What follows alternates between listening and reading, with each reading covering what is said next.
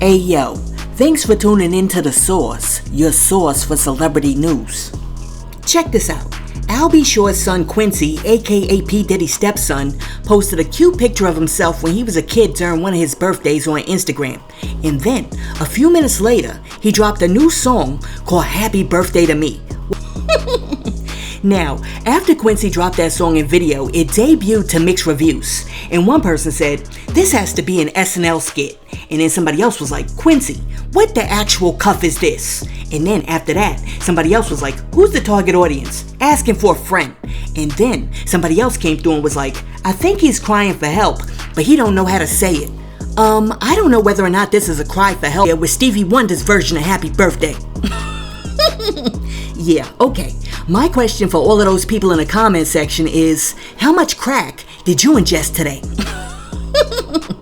Look, I don't know what's going on over there with Quincy, Diddy, and Albie Shaw, but what I do know is that Albie Shaw better get over there and get his son out of Diddy's compound.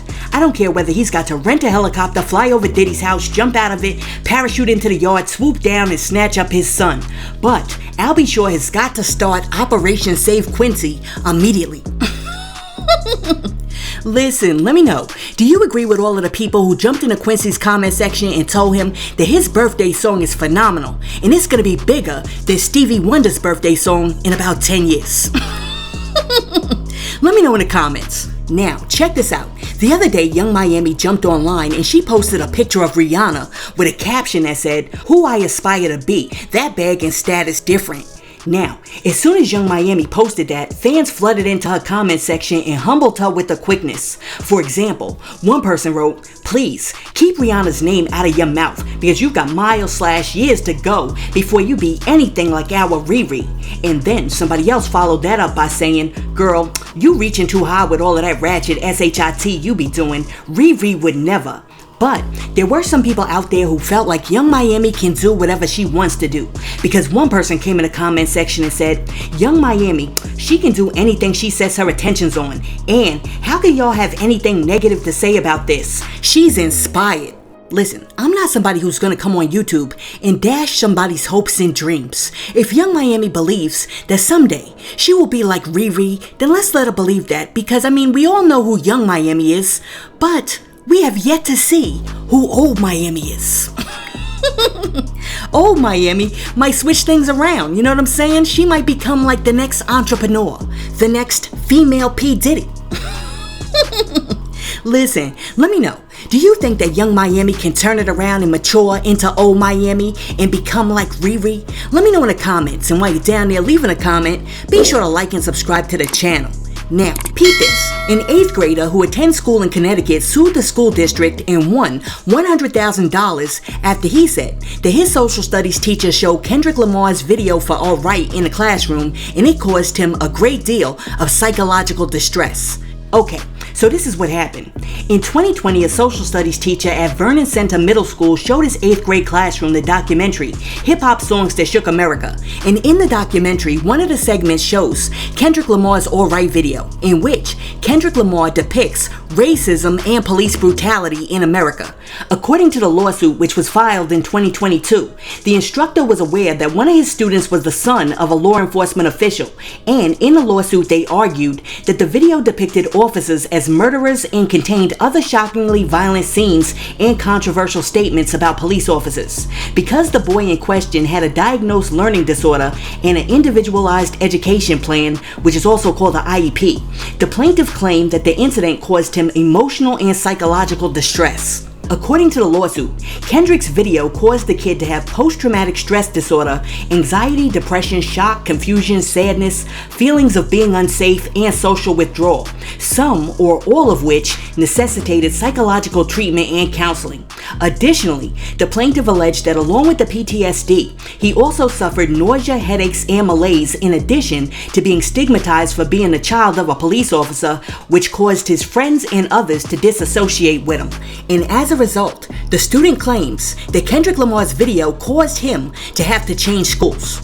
Okay, so after listening to the merits of the case, the town council members in Vernon, Connecticut sided with the kid unanimously and gave him a $100,000 settlement because they agreed that Kendrick Lamar's video for All Right caused this kid all types of psychological distress. Listen, let me know what you guys think. Do you think that the verdict was correct? Should the town council of Connecticut have given this kid a settlement of $100,000 because his social studies teacher showed Kendrick Lamar's video for All Right in an 8th grade classroom?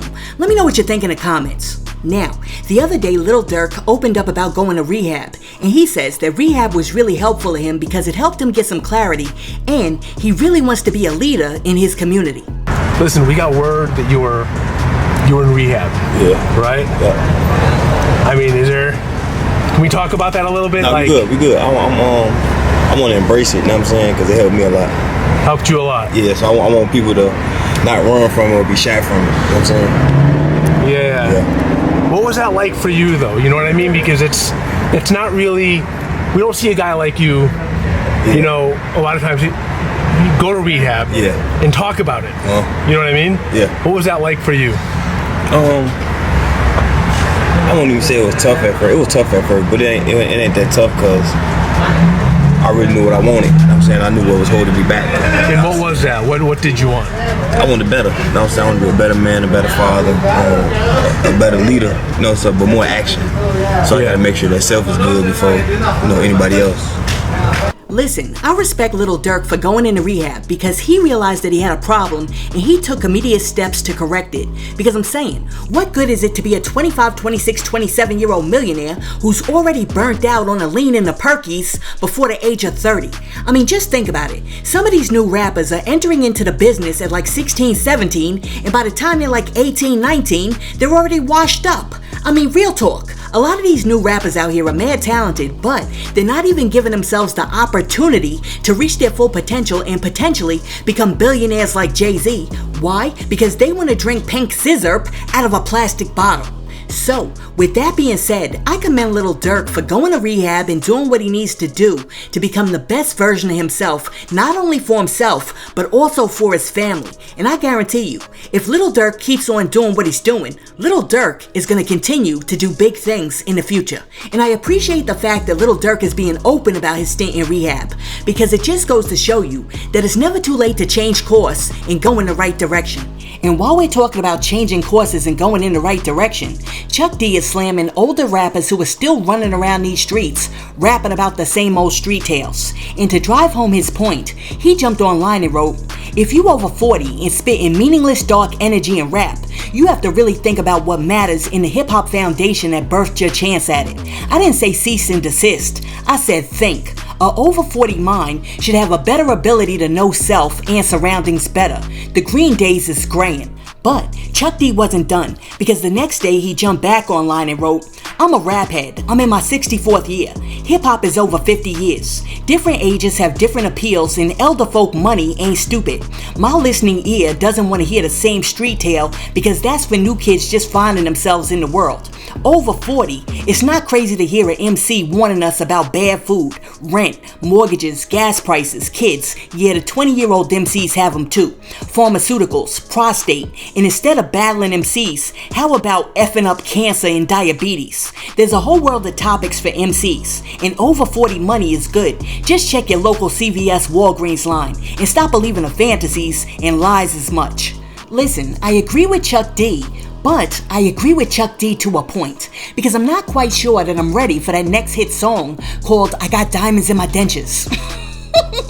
I got diamonds in my dentures. I got diamonds in my dentures. What? I got diamonds in my dentures. I got diamonds in my dentures. The dentist just put them on. Or, I've been working on my credit, got that low APR, paying low interest on my brand new car. I don't know if I'm quite ready for that, even though I do agree with Chuck D, and I do believe that there is a need and a space for some more mature hip-hop. But Chuck D has me over here thinking, and I'm racking my brain trying to figure out of all the songs that currently exist, what is the most mature hip-hop song out there? Real talk, think about it and let me know. What is the most mature hip-hop song that has ever been made? Let me know in the comments. Listen, let me know what you think about Quincy's new birthday song, Young Miami saying she aspires to be just like Rihanna, the student suing the school district after the teacher played that Kendrick Lamar in the classroom, Lil Durk going to rehab, and Chuck D saying hip-hop needs to mature because hip-hop heads are getting older and their money's still good. Let me know what you think about all of that in the comments, and while you're down there leaving a comment, be sure to like and subscribe to the channel and share this video with your friends. Hey yo, thanks for tuning in to Celeb Source, your source for celebrity news. Be sure to like and subscribe to the channel. Peace.